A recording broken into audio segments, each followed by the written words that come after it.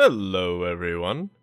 This video today is going to be a rant inspired by the backlash that Georgia lawmakers are facing due to their law forbidding abortions after a heartbeat is detected. Now, there are some pieces of this legislation that I find reaching certain levels of policing that borders on abuse of power, but this video is not about the bill itself. This video is about the moral dilemma that is abortions and why people who find this bill morally unjust disgust me. Let us quickly reaffirm what it is we are talking about. Women are not allowed to get an abortion after the fetus's heartbeat is detected in Georgia. This translates to about 6 weeks. I had an image like this pop up on my Facebook feed today, as well as this article. Dear Hollywood, Georgia's new abortion law means you have to stop shooting there now. A weird flex, but okay. Honestly, there have been a lot of repurposed Tumblr posts and Twitter posts used as a disagreement to this idea. So in the spirit of those posts, please use this rant to explain to others why the other side doesn't concede to their point. Those who are pro-life, regardless of conservative or liberal values, are generally pro-life because they believe that every child has a right to live, or at least try. The usual rebuttal to this comment is, but women shouldn't have their bodily autonomy limited by politicians. And to that one, I say yes. And in any other circumstance, this is something I would be hella on board with you on. But here's a question. Why do pro-choice individuals see a baby growing inside a woman as only the woman's body? Why can't they see that the baby also has a body that is growing in the environment that it was biologically made to grow in? Moreover, what makes it only the woman's body that is regulated in anti-abortion legislation?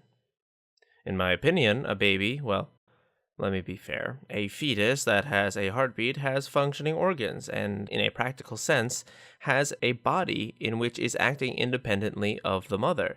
If they were truly in tandem, then there would be no discernible differences in heartbeat, yeah? Women don't have more than one heart on average, so then it's safe to say that there is more than one body, another human body, occupying the same space.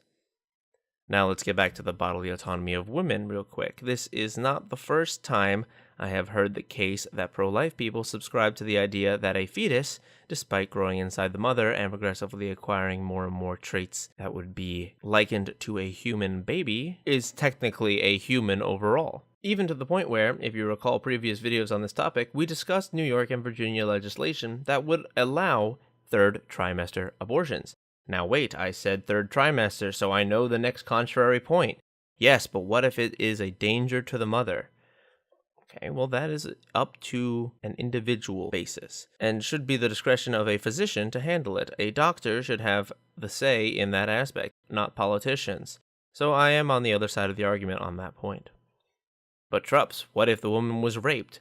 Should she have to bear the child of her rapist? And that's a good question. And let's actually, full faith, explore that idea. Is it right for a woman to have to bear a constant reminder of an awful thing that happened to her in a physical manifestation that will not only cost her financial troubles, but probably emotional pain as well? To that, I can honestly tell you I don't have an answer. But if you add to that question of, well, is it right to end a human life because it hurts you emotionally and financially? Well, then we have a different ethical argument going on. In regards to this topic as a whole, the fundamental difference of why the two parties will never agree is because subscribers of the pro-life argument believe on a fundamental basis that abortion, the ending of a human life, is immoral, unethical, and simply wrong. On the other side, pro-choice advocates believe that the rights of the quote-unquote living supersede that of the unborn.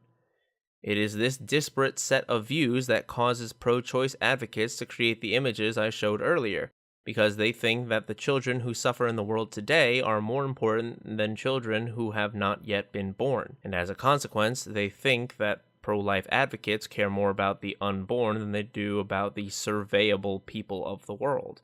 Let me squash this rumor. Pro-life advocates care about all children, but at this point in time, one of these two groups is at an unprecedented threat, unlike the ones currently in the world today.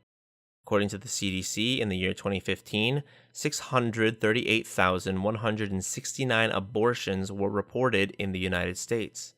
Contrast that with the CDC data from 2016, in which for children ages 1 to 14, only about 9,000 deaths occurred.